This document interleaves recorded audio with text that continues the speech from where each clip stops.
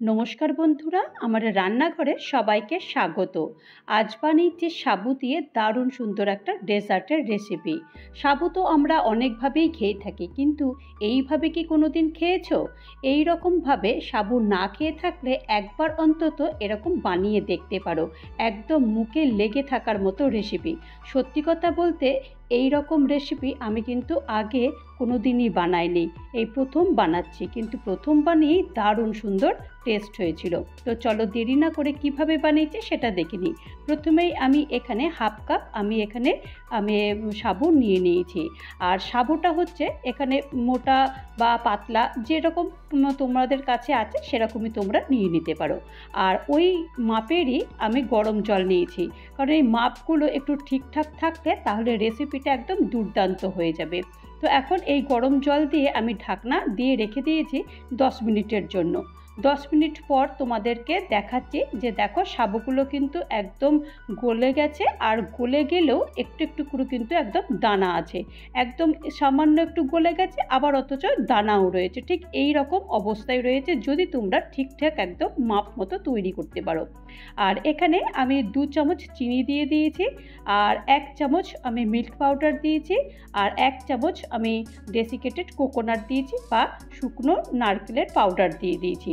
শুকনো নারকেলের পাউডারটা যদি না থাকে তাহলে ওটা তোমরা নাও দিতে পারো, এটা দিলে একটু এক্সট্রা টেস্ট আসে। এখন এগুলো সবগুলো দিয়ে দিয়েছি, দিয়ে এরকম হাত দিয়ে এটাকে বেশ ভালো করে এটাকে মেখে নিতে হবে।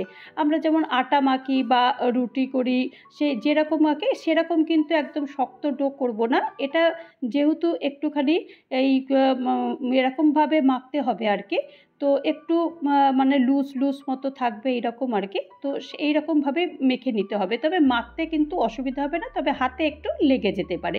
হাতে লেগে গেলেও এটা কোনোই মানে ব্যাপার হবে না। এটা দেখবে আমি তোমাদেরকে দেখাবো, তোমরা দেখলে তখন বুঝতে পারবে যে হাতে লাগলেও কোনো ক্ষতি নেই। তো আমি তো এরকমভাবে মেখে নিয়েছি, আর দেখো আমি হাতে কিন্তু ভালো করে তেল মাখিয়ে নিয়েছি। তেল মাখিয়ে নিলেই আর কোনো অসুবিধা হবে না। আর দেখো এখন এখান থেকে ছোট ছোট করে বল বানিয়ে নেবো, ছোট ছোট করে। তোমরা যদি এখানে বড় বল বানাতে চাও তাহলে বড়ও বানাতে পারো, কিন্তু ছোট ছোট বানালে বেশ দেখতেও ভালো লাগে আর খেতেও কিন্তু অসাধারণ লাগে। তো এইরকমভাবে আমি এই যতটা হয় ততগুলো আমি এখানে ছোট ছোট করে বল বানিয়ে নেব। বলটা আমি আমার পছন্দ মতো ছোট ছোট করেই বানাচ্ছি। তো এগুলো এখন সব বলগুলো একটা একটা করে এরকম বানিয়ে নেব। তবে সব সময় কিন্তু তেলটা মেখে নিতে হবে, তেলটা মাখলে তাহলে কিন্তু বলগুলো একদম সুন্দর হবে। তো সব বলগুলো আমি বানিয়ে একটা প্লেটে রেখে নিয়েছি। আর এখন গ্যাসে কড়াই বসিয়ে দিয়েছি, আর এখানে হাফ লিটার দুধ নিয়ে নিয়েছি। দুধটা আগে থেকেই আমি একটু গরম করে রেখে দিয়েছিলাম, একদম কাঁচা দুধ নয়। আর তোমাদের কাছে যদি কাঁচা দুধ হয় তাহলে তোমরা আগে থেকে একটু জাল দিয়ে নিও। আর এখানে আমি চিনিটা দিয়েছি, চিনিটা আমি আমার পরিমাণ মতো দিয়েছি, 3 চামচ দিয়েছি, আর 2টো এলাচ এরকম ফাটিয়ে দিয়েছি। মিষ্টিটা তোমরা তোমাদের স্বাদ অনুযায়ী দিও।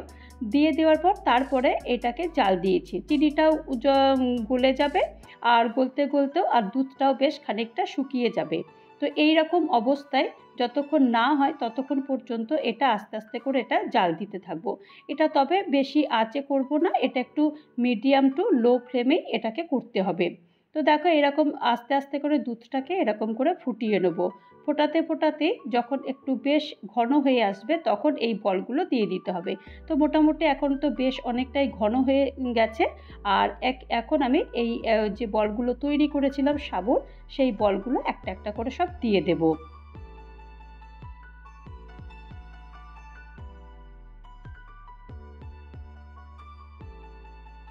সব বলগুলো দিয়ে দিয়েছি, দিয়ে দেওয়ার পর এবার আস্তে আস্তে করে এগুলোকে একটু নাড়বো।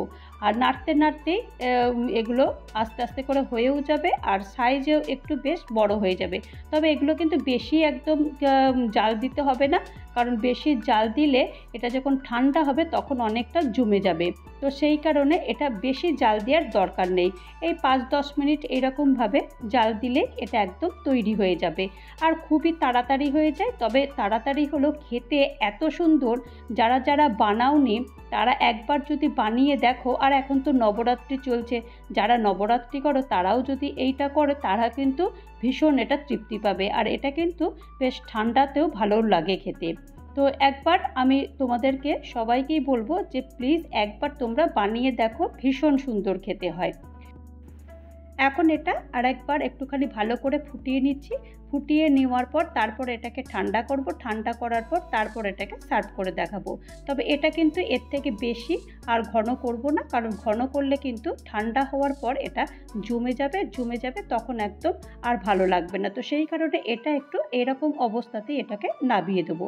আর একবার তোমাদেরকে দেখিয়ে দিচ্ছি যে সাইজেও দেখো কতটা বেশ বড় বড় হয়ে গেছে।